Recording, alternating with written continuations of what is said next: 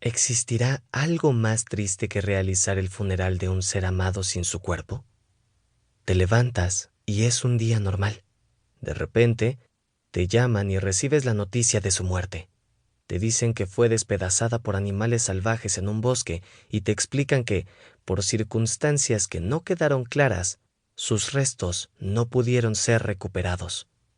Su cuerpo desapareció y quizá nunca lo encuentren.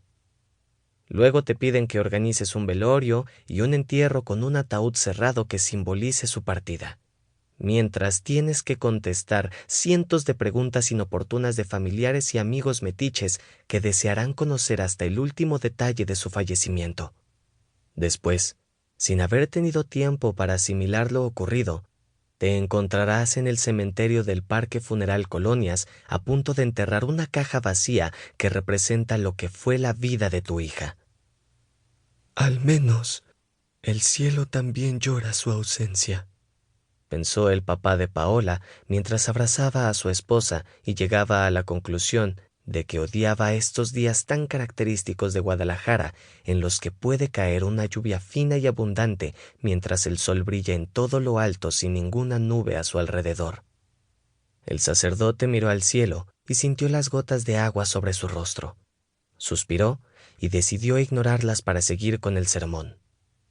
El papá de Paola abrió su paraguas, cubrió a su mujer para que no se mojara y enseguida intentó poner atención a las palabras del clérigo.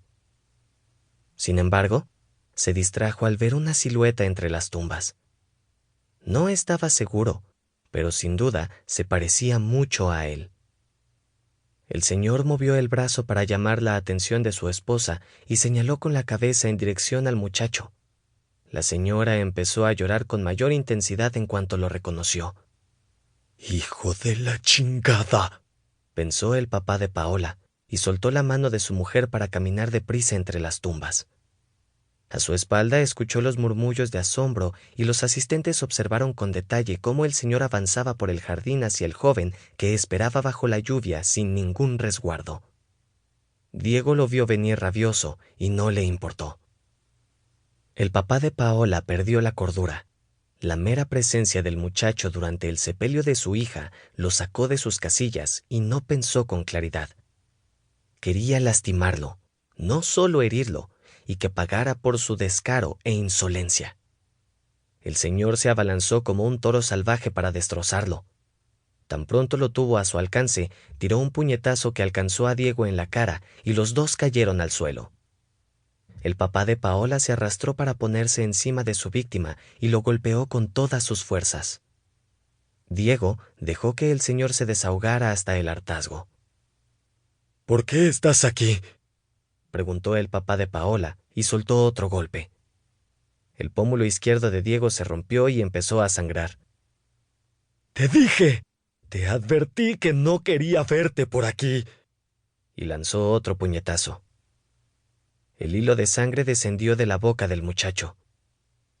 «Te advertí que si algo le pasaba a mi hija, te iba a cortar los huevos», y le dio un rodillazo en la entrepierna.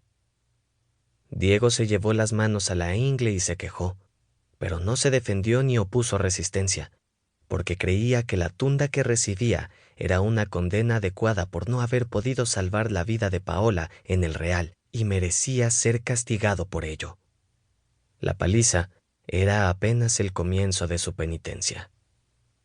«¡Te odio!», dijo el papá de Paola, y levantó el puño para rematarlo, cuando una figura lo jaló del saco por la espalda. El señor rodó por el lodo y tardó un momento en incorporarse. Cuando lo hizo, caminó de regreso y miró enfurecido al entrometido. «Ya fue suficiente», dijo Raúl, y extendió el brazo para detenerlo. «No te metas en esto», dijo el papá de Paola. «Todavía no termino con él». Raúl ayudó a Diego a levantarse. «Te voy a matar», continuó el señor. «¿Y qué espera?», preguntó Diego.